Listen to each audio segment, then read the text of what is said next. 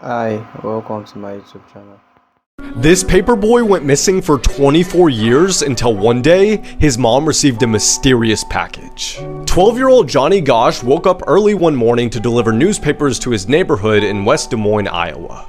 A few minutes into his route, a strange man with dark hair and a mustache stopped him to ask for directions. He was freaked out and began to walk away, but when he turned his back, the strange man was still following him and he kidnapped Johnny. A few hours later, Johnny's parents received a call from a neighbor who hadn't yet received their mail. And when they went to go look for him, all they found was a wagon full of newspapers. The police assumed that Johnny ran away, but the boy was missing for 24 years until one day, his mom received a mysterious package. Before I say what's in it, click the link in my bio and get Curiosity Stream.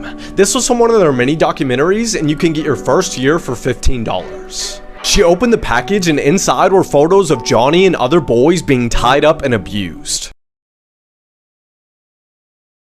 Here's some crazy history that no one ever taught us. Japan attempted to invade India with 85,000 troops in 1944, but they were quickly defeated in Northeast India. This huge cargo steamer was afloat and unmanned for 38 years. It became a ghost ship in 1931 after it was abandoned, and it drifted along the coast of Alaska before its last recorded sighting in 1969. More people passed away evacuating Hurricane Rita than in the actual storm. One night in 1888, tens of thousands of sheep fled their fields at one time. 4 cans each of Coke and Pepsi were launched into space on the shuttle Challenger. Both of the companies had developed a can that were designed to use in microgravity. They both used a standard 12-ounce can for their technology, but Coke spent $250,000 on theirs, and Pepsi spent $14 million. William Rockefeller actually sold snake oil. This is a woman who was getting married on July 22nd, 1941, and the little girl next door watching was Anne Frank. This is the only time Anne Frank has been captured on film. I'm a Dorian, follow for more history. Creepy last words people said right before dying.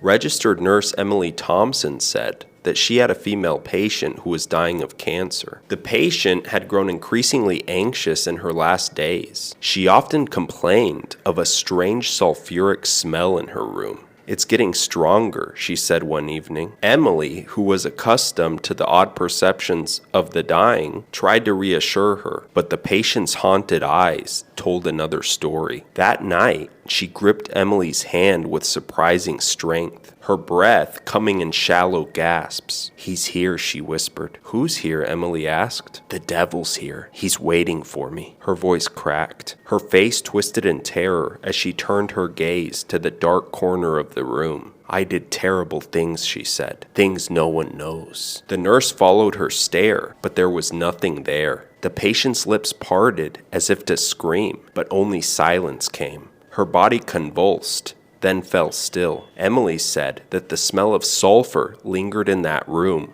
long after the patient died. 2026 just got even crazier, part 44. This is honestly a crazy coincidence. So Lamine Yamal just turned 19 years old this week, and he wears number 19. Well, Spain is also going to the World Cup final on July 19th, and many people are claiming this is a sign Spain is going to win the World Cup finals. Next, this image shows all of Argentina's comebacks in the 2026 World Cup so far. Yeah, this is not normal at all. For some reason, they always tend to come back in the final 20 minutes. This has to be some type of record. I have a feeling they're going to do this in the finals. Finally, I swear this man IShowSpeed always has the craziest things happening to him, because people are now saying he predicted this year's World Cup due to the fact that in his 2026 World Cup song, he had Argentina's and Spain's flag together right behind him. Somebody showed this video to IShowSpeed.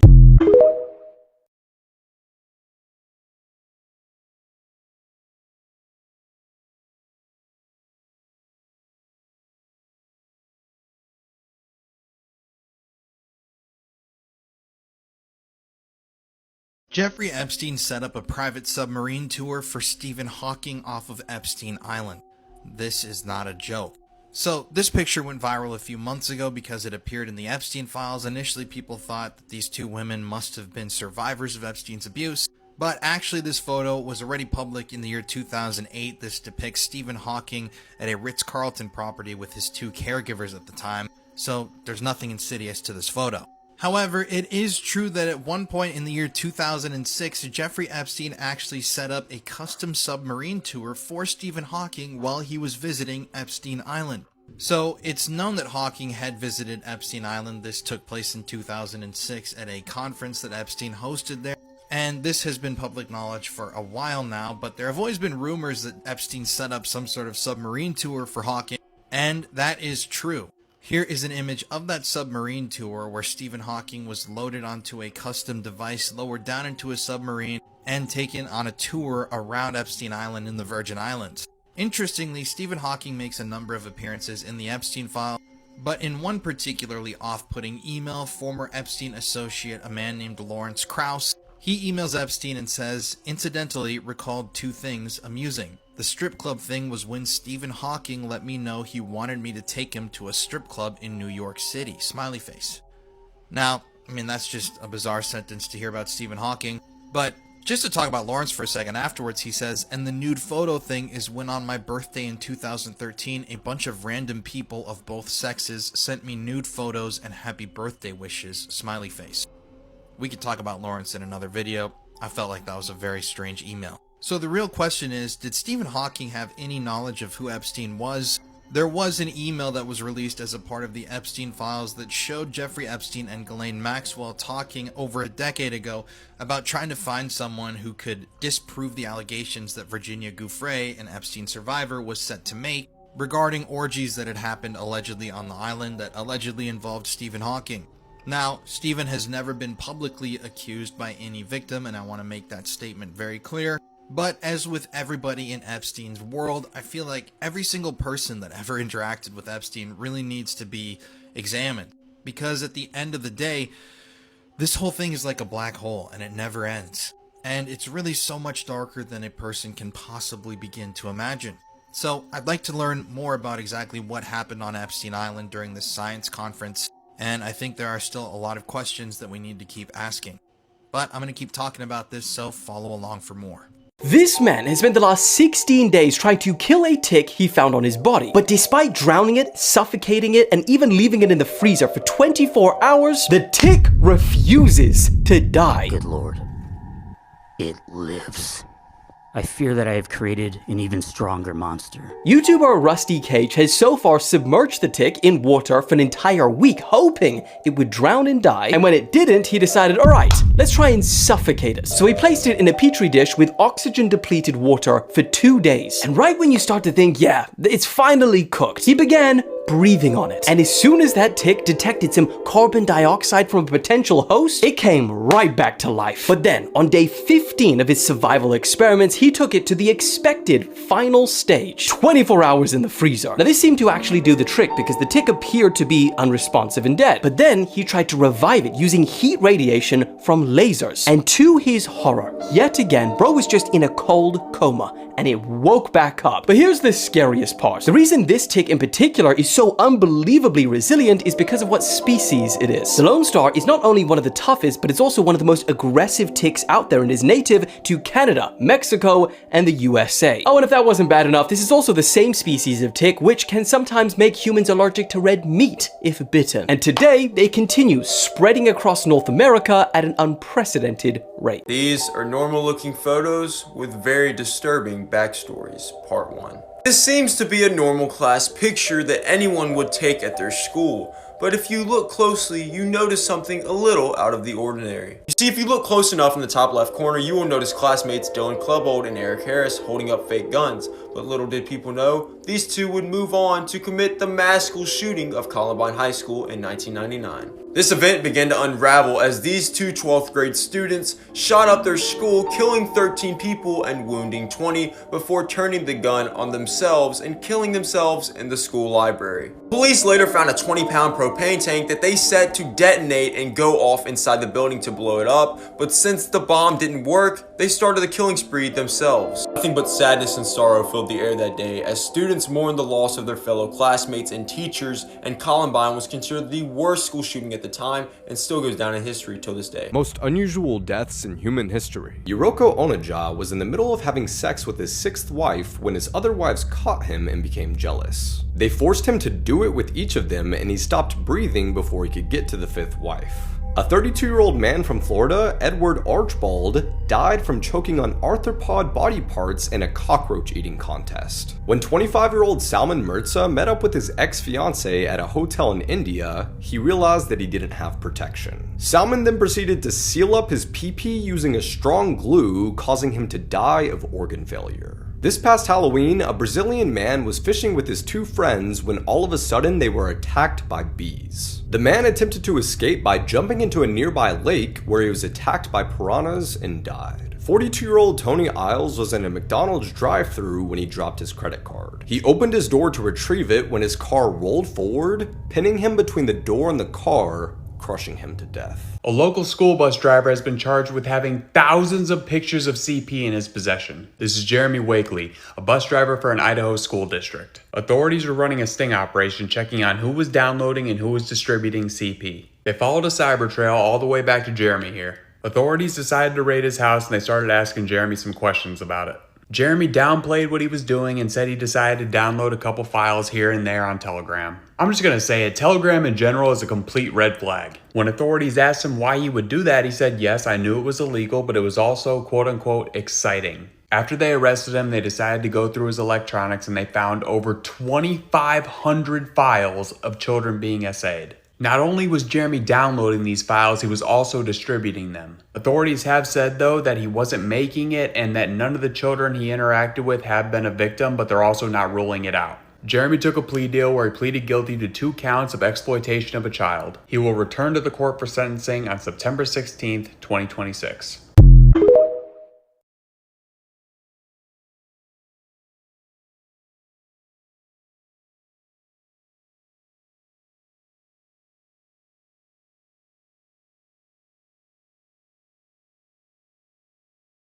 He had a baby with his intellectually disabled sister. In June of 2024, the Oklahoma Department of Human Services contacted the Molden family in regards to an 18-year-old disabled girl who had just delivered a baby. The father of the baby could not be established because at first she stated that her own father was the father of the baby, but that ended up not being true. The girl and her mother Tamika claimed that she had a boyfriend, but they were never able to provide a name. Police knew that something wasn't adding up, so they collected DNA from all the male members of the household. Once testing was done, it was confirmed that the girl's brother, 19-year-old Nathaniel Molden Jr., was the father of that child. During an interview with police, Nathaniel Jr. admitted to being intimate with his sister for up to 2 years before the baby was born. He also told investigators that his parents had caught them but never reported it. Nathaniel Jr. was arrested and he is currently being held at the Oklahoma County Detention Center on 1 count of incest. As for the parents, they were placed in custody on child neglect charges. They posted bail and have since been released. As for that young girl, the Department of Human Services took custody of her and her baby.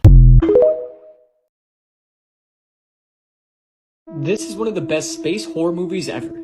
The movie Life is crazy, so let's explain it. The film centers on a team of 6 astronauts aboard the International Space Station who receive what may be the most important scientific discovery in human history. A sample collected from Mars that appears to contain the first confirmed evidence of extraterrestrial life. At first, the organism is microscopic, harmless, but fascinating. The crew secures it, watches it grow, and runs some tests on it. The discovery is celebrated as proof that humanity isn't alone in the universe. But the organism is far more advanced than anyone expected. As it continues evolving, the crew realizes they're no longer studying it, it's studying them. What began as a scientific breakthrough quickly transforms into a desperate fight for survival. The creature proves to be extremely intelligent, adapting to every obstacle placed in its path. Inside the confined corridors of the space station, every mistake becomes life-threatening. With no way to escape inside the vacuum of space and no immediate rescue possible, the astronauts are forced to make impossible decisions to stop the organism before it reaches Earth. What makes Life stand out is its grounded approach to sci-fi horror. The creature evolves in believable and unpredictable ways. The International Space Station creates constant claustrophobia, and the horror comes from intelligence as much as physical danger. So if this sounds interesting, then go watch the movie Life now. Cursed swimming pools, number 7 or 8, I don't even know. Why would you do this? Why would you put balls in a pool like this? What in the inside out is going on here? This is actually terrifying. I don't like this. I have an even creepier one coming up, but just watch this. Like, I legitimately would be so scared to get in the water with these, even though these weigh nothing. But did you know that there are balls that are actually half a pound each that people have that look like this, that prevents them from swimming in it? Did you know that? Look at this. We'll talk about the other one in a second, but this is... Why are they doing this? Ooh, the water vacuum. I don't like that. That's so creepy, dude. I don't like it. I would be like freaking out thinking that I would be preventing from swimming upwards if I was stuck in a pool like this. Dude, and these weigh nothing, but let's talk about the ones that actually weigh something and are very dangerous. These are called shade balls, and they're about half a pound each when they're filled with water, which the reason why shade balls exist is to put in reservoirs, not in pools, but people have a bunch of YouTube videos of them taking shade balls and putting them in pools and seeing if they can swim in them. And most people are not able to swim in them, so they have to be rescued. So why do they make these YouTube videos? Do never do this. This is actually super dangerous. People will do anything for clout, I swear. They're basically the cursed version of, play balls, the kind of things we saw earlier in the video. But they are super heavy, extremely difficult to swim in. These are supposed to go in reservoirs to essentially keep the water from evaporating, and it's a whole thing. They're supposed to keep water in. It's kind of like a dam kind of situation. But people take them and buy them and put them in swimming pools for YouTube videos because they think they're cute and quirky. And y'all are dumb. Can y'all stop doing this? This is so cursed.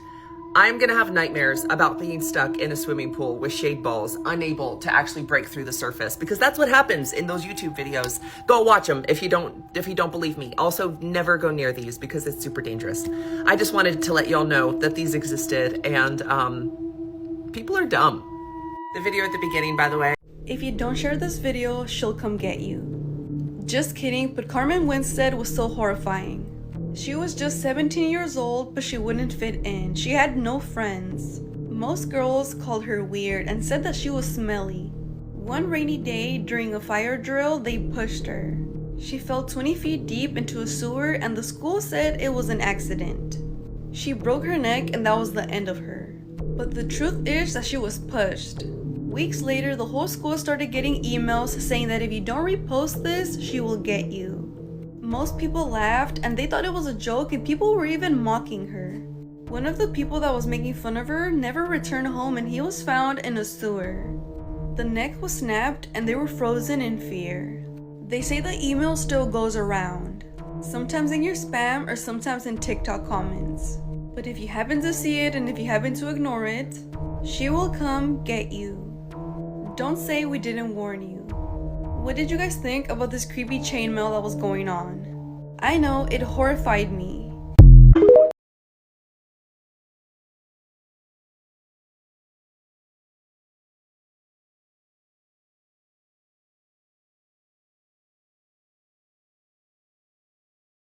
Do not watch this if you're easily scared. About 700 years ago, a castle was built in Czech. But this castle wasn't your normal castle. This castle had fake windows, no kitchen, no bedrooms, and no one ever lived there. Well, later on, people found out that this castle was built over a large hole, and some people call this the portal to hell. So they found out the villagers who were sentenced to death could actually be pardoned if they went down this hole. But right when he got down there, he started screaming. When he got pulled back up, the villagers said he aged 30 years, and that the things he saw down there were so disturbing that he killed himself 2 days later. Now in the modern era, people who go there say they could hear scratching coming from inside the walls and a chorus coming from beneath in the hole. But that hole is now covered up to keep whatever that is inside contained. These are the worst deaths imaginable, and this one is truly horrifying. On April 10th, 2018, 16-year-old Kyle Plush was in the parking lot of Seven Hills School and drove there in the family's minivan. And he was just there to practice tennis and nothing more. But he went to the third row of the minivan and reached over to grab his tennis equipment. But as he was reaching down, his knee hit the bottom of the seat and something unexpected and truly horrifying happened. So the seat literally flipped and it turned Kyle upside down. So now the upper half of his body was trapped with the seat pressing up against his chest. And at 3:14 p.m. that afternoon, Kyle was able to call 911. And immediately when the 911 operator answered, Kyle immediately started screaming, "Help, help, I'm stuck in my van." The dispatcher kept trying to figure out where Kyle was located, and he just kept saying 7 Hills, but the dispatcher couldn't pick up what he was saying after 7 Hills. And in the 911 call, you can actually hear Kyle banging against the window and screaming that he desperately needs help. The call went on for 3 minutes but then got disconnected, and the dispatcher then tried to call Kyle back. But it went straight to voicemail, and at 3:21 p.m. that day, officers were sent to that location Kyle said. They arrived at 3:26 p.m. and searched everything but couldn't find Kyle. And they then closed out the request and just went about their days, as Kyle was still stuck in this awful position. Then at 3:35 p.m., Kyle calls 911 again, saying the same things like, "I'm stuck in my van, please help, this isn't a joke." He then said, "I don't think I have that much time left. Please tell my mom I love her." And the sad part is, officers were still there when he made this call. But for some reason, this information was not given to the officers. Just to give you a visual, the star was where Kyle Plush was parked. And I don't know exactly where the officers were searching in this area, but they obviously didn't find him. And 6 hours after his first 911 call, his father went to the school and found him. Kyle was dead, and he died a slow and painful death from asphyxia due to chest compressions. It's just honestly insane that nobody saw him, especially because his feet were visible. The job the dispatcher and the police did was just awful. I don't know how they couldn't find him, and it's actually rage-inducing. The 911 operator was also investigated but was not fired. This case is absolutely horrifying, and may Kyle Plush rest in peace. I was locked into Netflix's new documentary, Shipwrecked Nightmare at Sea, but the thing that bothered me was how little time was spent on talking about the victims who passed. The Costa Concordia disaster claimed 32 lives, 27 passengers, 4 crew members, and 1 salvage diver who died during the later wreck removal operation. The final victim wasn't identified until more than 2 years after the disaster. Here are some of their stories. Francis Cervell gave his life jacket to his wife because she couldn't swim. He was unable to find space on the lifeboat and was pulled underwater and drowned. Sandor Feher, a 38-year-old violinist from Hungary, helped children put on their life jackets before returning to his cabin to get his violin. He was later found dead on the lower decks. Giuseppe Girolamo was also a musician. He had already boarded a lifeboat but gave up his seat for someone else, and he later ended up drowning. Diana Arlotti was just 5 years old. She and her father William were directed across the ship in search of another lifeboat, but they fell into a hole that had been created when the ship rolled onto its right side, and there was water at the bottom, so they drowned. Retired American couple Jerry and Barbara Hale were also among those lost. Their daughter said they have been looking forward to this cruise after raising 4 kids and finally having the money to travel. A waiter named Russell Rebello became the last missing victim identified. He was last seen helping others get onto lifeboats. Many victims drowned inside the ship itself as water violently rushed through the corridors. Court testimony described passengers being sucked into a vortex of water while trying to reach lifeboats on the opposite side. Beyond the investigation and the headlines were 32 people who had families and lives that should be remembered. Here's a list of all their names. So there's this toy that's still out there in circulation, and it was meant to disappear from shelves years ago. But I just got my hands on it, and I'm gonna use it. So this toy is actually called the One Wish Willow, and if you read up on it, the lore behind this thing is actually insane. A ton of years ago, Tabby Cat Curiosities Incorporated, they invested heavily in producing this thing, but it never made its way to national distribution. There's like something about the toy that's off. The willow tree component, this is what's prominently featured in a lot of European folklore. There's legends about this being associated with witchcraft, with sorcery, and according to some myths, it can even grant you a wish. So if we're looking at this, the warning is tiny on the box, but I'll read it. It says up here, grants one wish. Once made, it cannot be undone or repeated. Use at your own risk. May cause obsession. Now on the website, onewishwillow.com, they claim to have the only remaining inventory that was ever made. Like, that's it. There's nothing left out there. I just feel like with a warning like that, you have to be careful what you wish for. It may not be what you imagined, and it cannot be reversed. So my question is, would you use this yourself? Because I think I'm about to. I found a free bus driver horror game where some of your passengers are disguising themselves as monsters. Let's talk about a game called Jeep Horror. This horror game takes place in the Philippines where we drive a jeepney that takes customers from town to town. But the more we drive, the more we start to hear about the town's urban legends. Urban legends like the Sadako, the Tiyanak, or the Headless Priest. And eventually they end up on our Jeep. The gameplay involves us looking over each passenger, asking them questions, and trying to uncover which of them are normal customers and and which of them are dangerous creatures. Some of them are pretty obvious. This one here is a white lady, while others are much more well hidden. Do you see any differences? If it's too difficult to determine which are hostile, we have access to some religious tools like holy water, prayer CDs, and Bibles in order to help them reveal their true form. Monsters can also cause a number of problems on the Jeep itself, like filling it with tree branches, lowering rider satisfaction, and even trapping the Jeep in an infinite loop. And of course, if you don't kick the monsters out before you reach the destination, you are toast. But it's not just a matter of kicking them out, you'll have to identify the monster type as well. They all have different properties and you learn more about them as you play. Like I said, this game is completely free and has multiple hours of content. I also have a full playthrough with all levels and death scenes on my channel now. This video is for my younger sisters and honestly a lot of my friends who love to tan but hate wearing sunscreen, refuse to do it. I'm getting sick of y'all. Did you know the #1 kind of cancer in the United States is skin cancer? It's about 1 in 38 for white people, it's 1 in 162 for Hispanics, and 1 in 1,000 for black people. Yes, that's right, my melanin blessed friends, you too are at risk for sun damage and skin cancer. Your skin has a natural protector, but it's not immune, okay? So figure out whether or not you like sunblock or sunscreen and lather that shit on. As weird, as embarrassing as it is, I promise you're gonna need. I am not trying to body shame anybody, okay? But this is just a really good example. This is a woman who put sunscreen on her face her whole life, but forgot to do her neck. Black people get sunburnt too. This is a man who clearly worked out in the sun every day, but he wore jeans.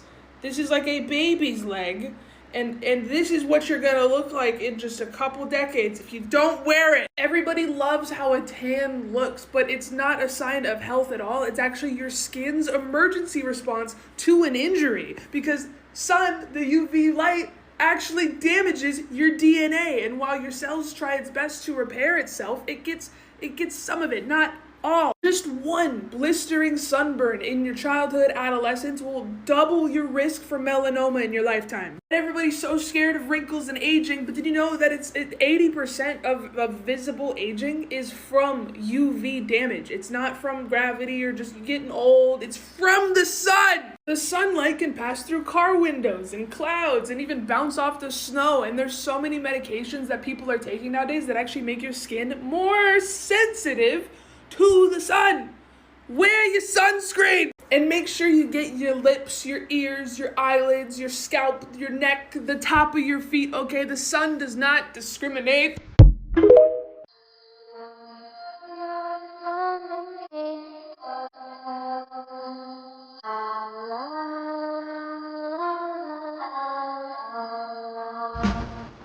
There's no rest for the wicked heart when you can't see now.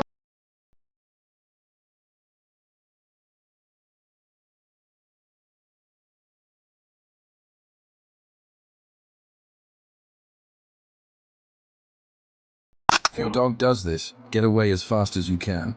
This dog is having a seizure, and the slightest mistake could cost him his life. I'm going to explain in 3 steps what you need to do if your dog has a seizure. But first, share this video with a friend. It could really save their dog's life. First step, make sure the environment is safe and remove anything that could hurt your dog. Place cushions around him to protect him, especially if he's near furniture. Second step, reduce stimulation. Turn off all screens, lights, and music, and make the environment as calm and dark as possible. Before I tell you the third step, don't forget to save this video, so you'll remember what to do if this ever happens. Third step, give your dog space to breathe. Only one person should stay near him, so he doesn't feel overwhelmed. If the seizure lasts more than 5 minutes, call your vet immediately. Many dogs die in these horrible situations because people don't know what to do. That's why I'm counting on you to share these 3 steps as much as possible to help save as many dogs as we can.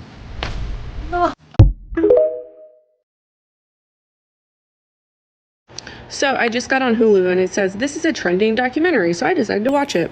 Then I went down the rabbit hole because I'm on season 1, episode 5. So I go down the rabbit hole. My husband gets home. I'm telling him this whole story about it because I'm like, I just can't even believe I haven't heard about this. And then I go and look at this person and his wife. They have a joint account here on TikTok. He's got 85,000 followers, and I'm like, dude, people don't know about your story. So here I am to tell it. If you haven't yet, you need to watch the documentary. I will give you little bits and pieces of it, but definitely go watch it because you will be shook. He was graduating from high school. He got a full ride scholarship for football. He was as you can imagine, very popular guy, all the things, had a girlfriend, beautiful.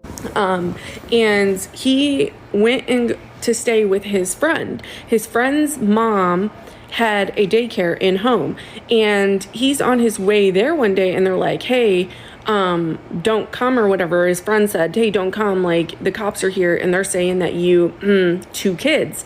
And he's like, what? So of course he calls his girlfriend's parents and was like, dude, I don't know what to do. And they're like, everybody stood behind him. This is the thing, he is such a genuine, nice freaking, you can see just by looking at him, he's a genuine person. And everybody stood behind him, and honestly, yes.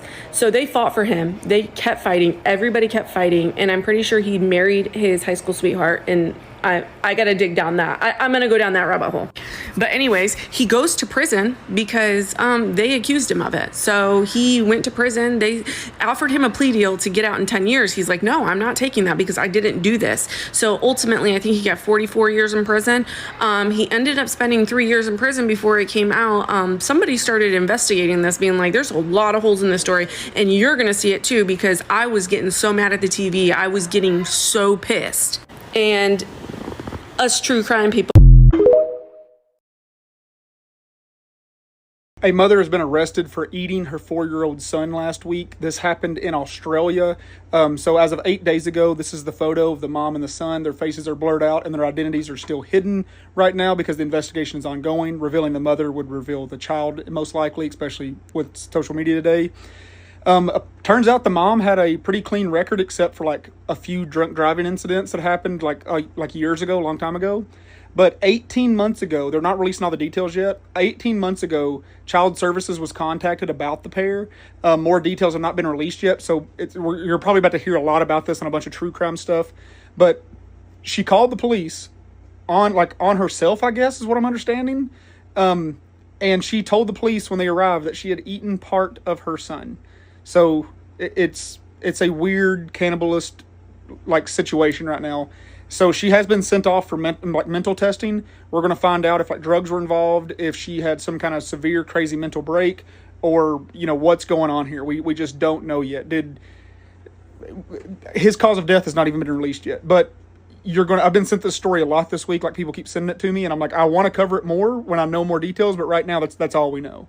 So never mind, it's actually more weird. She didn't call the police on herself. She left the home with the child's body inside, walked to the police station, and then turned herself in and said a welfare check needs to be conducted at her home. She did not say what had happened at her home. When the police got there, they saw the grisly scene, which many of them described as the worst thing that they had ever thought about possibly seeing. If you want to stay up to date on these stories, especially if you're on TikTok, don't watch me on TikTok. Please watch me on Facebook or Spotify or Apple Podcast. It's called Matt from Nomads over there, and our Facebook has the same name, Nomads Animal Encounter. I'm on a TikTok hiatus. Go elsewhere. The temple on Epstein Island was initially supposed to look a little different than it ended up looking.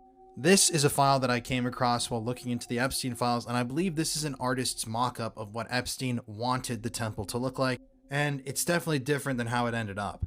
So taking a bit of a closer look, the colors are much more vivid here. You can see the patterning out front is much more red and distinct.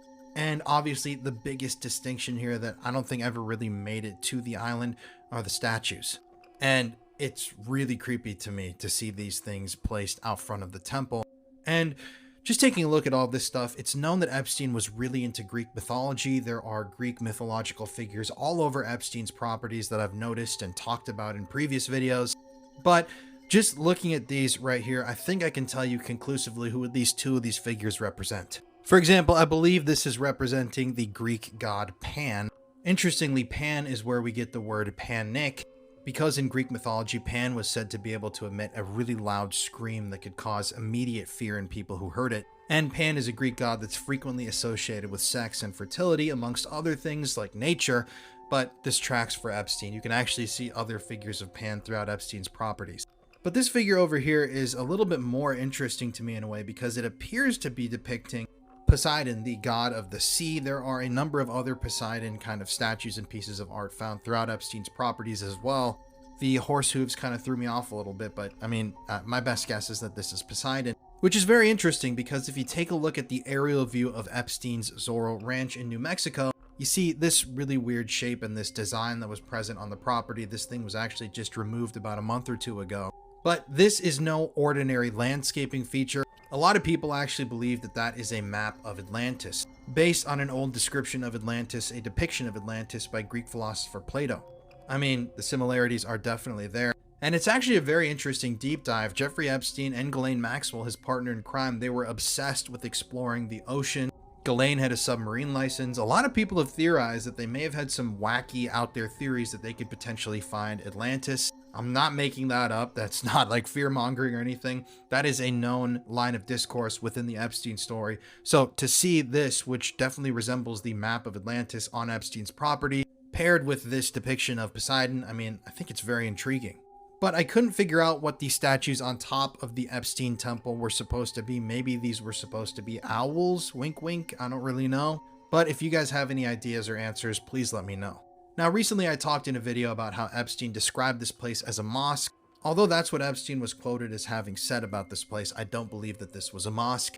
I think that there was definitely a more nefarious use for this building, and obviously these Greek god statues don't track with a building's usage as a mosque.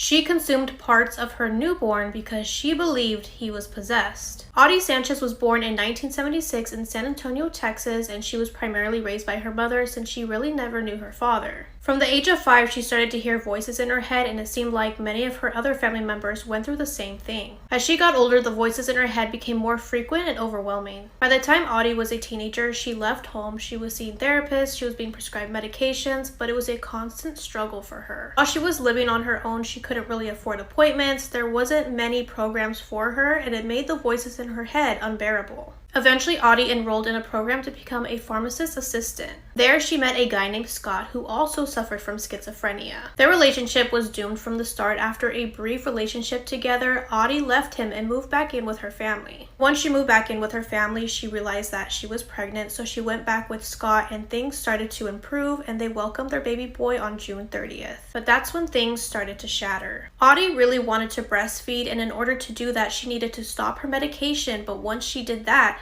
the voices returned and she had really bad mood swings. On July 20th, the voices in her head got so bad that she went to a clinic to seek help for her baby and for herself. Audie told her counselor that she started to see delusions of other women's faces on her baby's face and believed that other women were breastfeeding him. The counselor suspected postpartum depression, and Audie went through 3 hours of medical tests that had nothing to do with her mental state. The medical staff didn't really do much, and they released her back into the world dealing with those terrifying voices. On July 26, around 4:30 a.m., those voices took a nightmarish turn. These voices told Audie that demons were taking over her son and that he was the apocalypse. They demanded that she eat her son's insides and her stomach would be cleansed. And in order to save her baby from possession, they demanded that she eat him before 5 a.m. While Audie's family was asleep, she grabbed a large kitchen knife and walked over to her baby's crib. She repeatedly stabbed, decapitated, and mutilated his privates. Audie started to get very overwhelmed by these voices, so she only ate his brain and then threw it up. One of Audie's cousins walked in on her when this was happening, so they called 911, and in a result, Audie plunged a knife into her own stomach.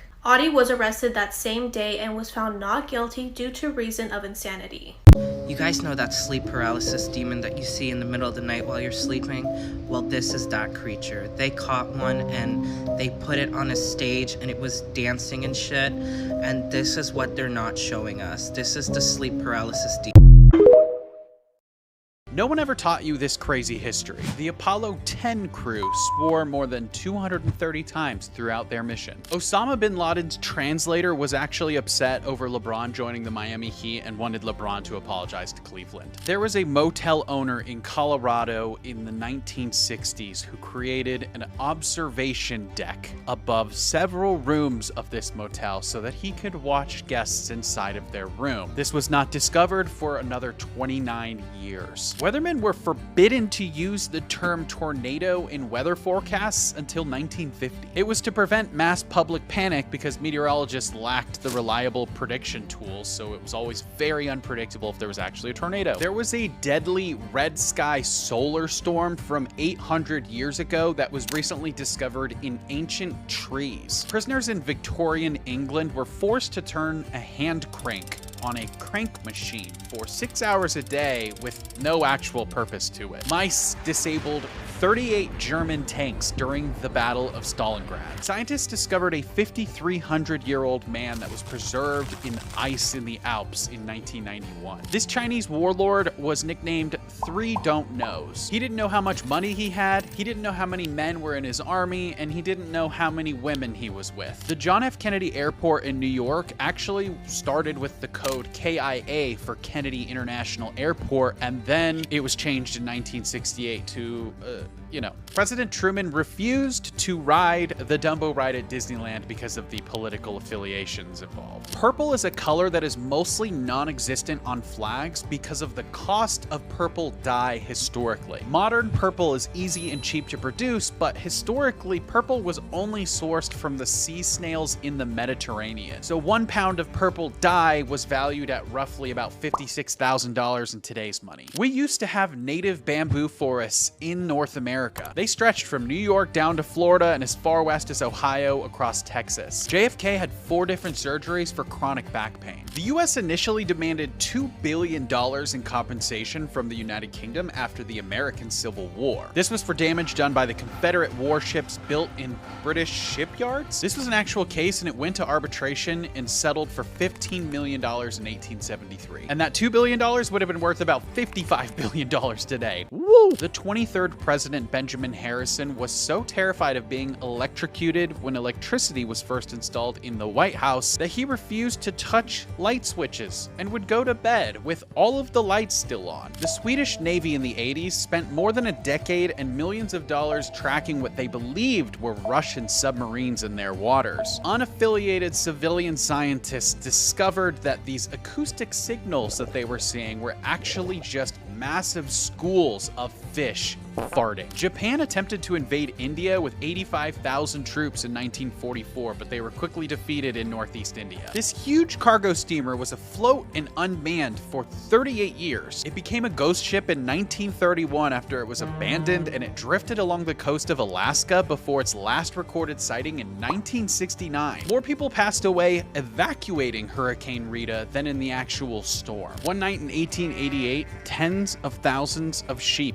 fled their fields at one time. 4 cans each of Coke and Pepsi were launched into space on the Shuttle Challenger. Both of the companies had developed a can that were designed to use in microgravity. They both used a standard 12-ounce can for their technology, but Coke spent $250,000 on theirs, and Pepsi spent $14 million. William Rockefeller actually sold snake oil. This is a woman who was getting married on July 22nd, 1941, and the little girl next door watching was Anne Frank. This is the only time Anne Frank has been captured on film. I'm Midori, and follow for more history.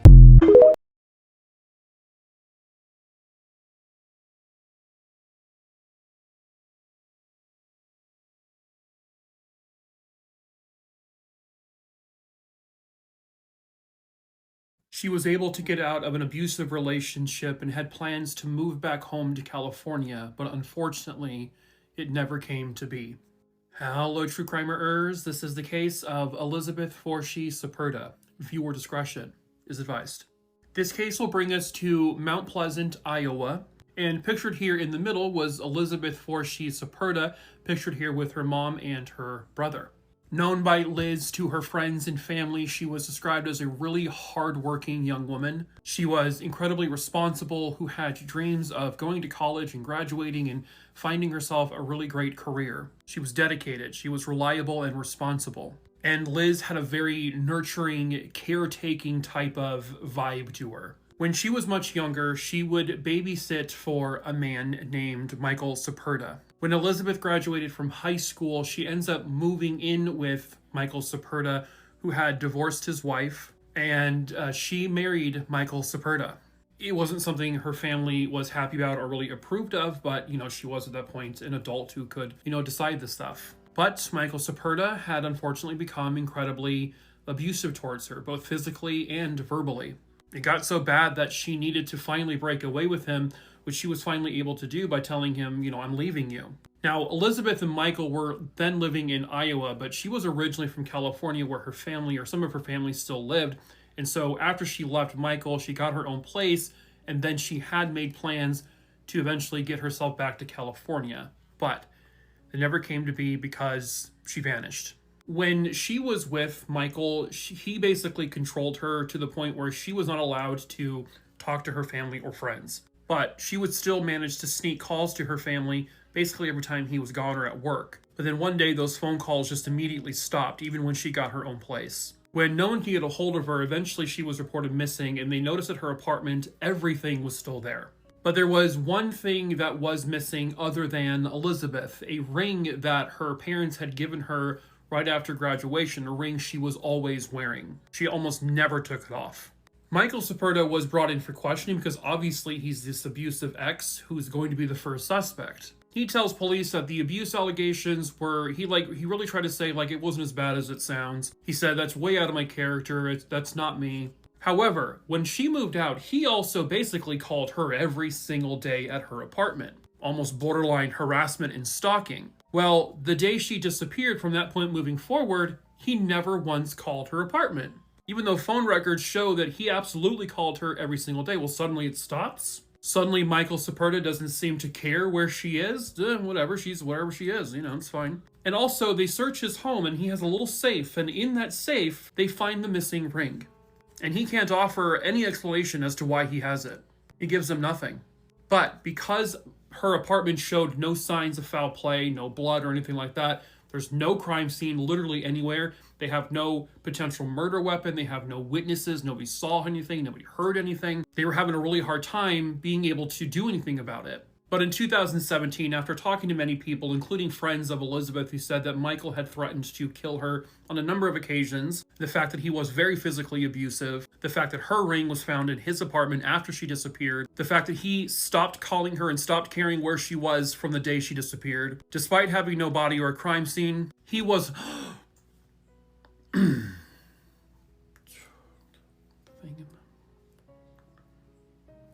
He was arrested and charged with her murder. He looks like a poor man's Jamie Heineman. Just put one of those little hats on him, Anyway, he elects to forego a jury trial and decides to do a bench trial. Again, the evidence against him is extremely circumstantial. There is really no physical evidence whatsoever. But the judge finds him guilty of the murder of Elizabeth Syperda, and he is sentenced to life in prison. But a short time later, there would be an appeal. And in this appeal, it sounds like no one is actually denying that he killed her. They're not trying to appeal his conviction in terms of him being guilty of murder. They're trying to appeal it in the sense that, well, what exactly did he do? How did he kill her? What was the mindset in the killing? Because in the original trial, they couldn't prove a premeditation. They couldn't prove that this wasn't just a spur-of-the-moment reactionary killing, that maybe a conversation happened that led to a fight, and that fight led to him angry and snapping and killing her. But they're not denying that he did it, because they also failed to prove or show exactly how he killed her, because they have no murder weapon. So they essentially tossed the first-degree murder conviction and instead reinstated a second-degree murder conviction in which his sentence was reduced to 50 years. In which he can be eligible for parole after serving 30. He was 60 years old in 2020 when all of this happened, and so he'll be 90 years old by the time he's released. So in the end, Elizabeth Nicole Forshee Syperda and her family were able to get the justice every single one of them rightfully deserved.